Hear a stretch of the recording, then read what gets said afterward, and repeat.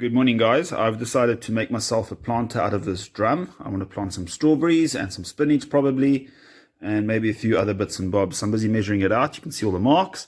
And once I'm done measuring it out, I'm going to start cutting.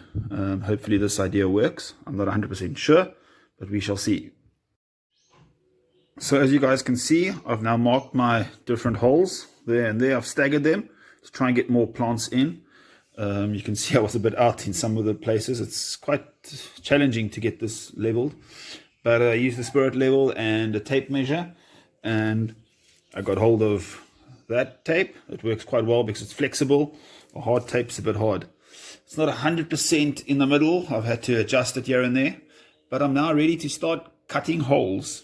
Wish me luck. So I've now gone and got my drill all sorted out. I've got my circle holes, and I'm going to start drilling this guy.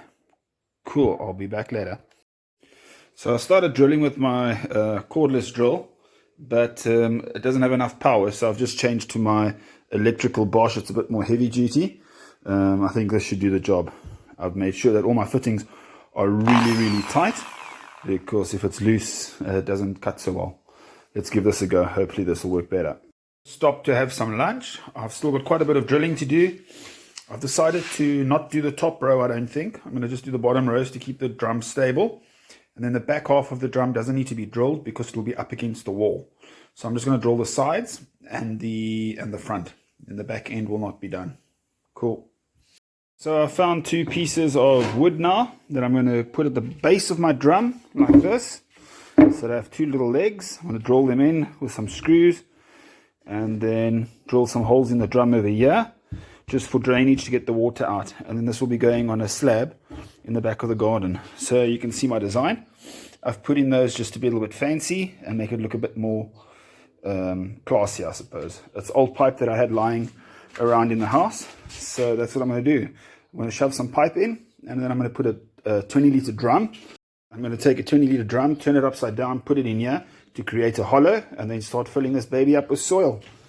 This is quite a reasonable tight fit. Some of them have fallen out, as you can see.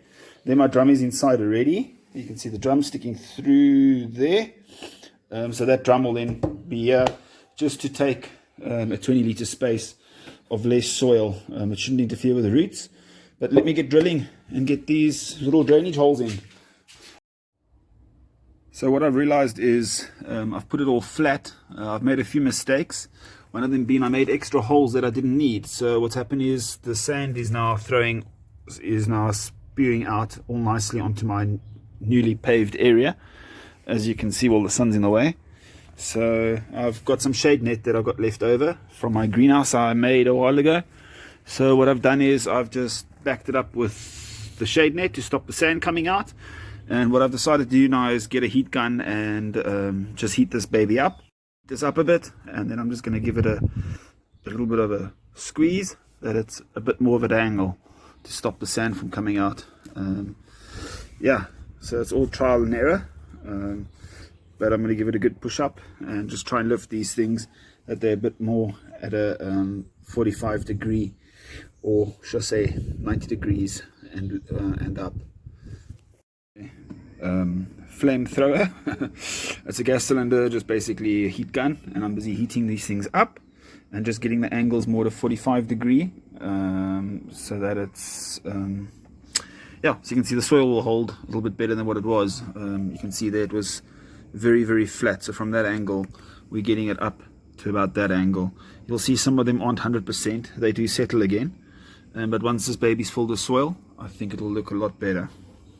And there you go, there's the final design, all done and dusted.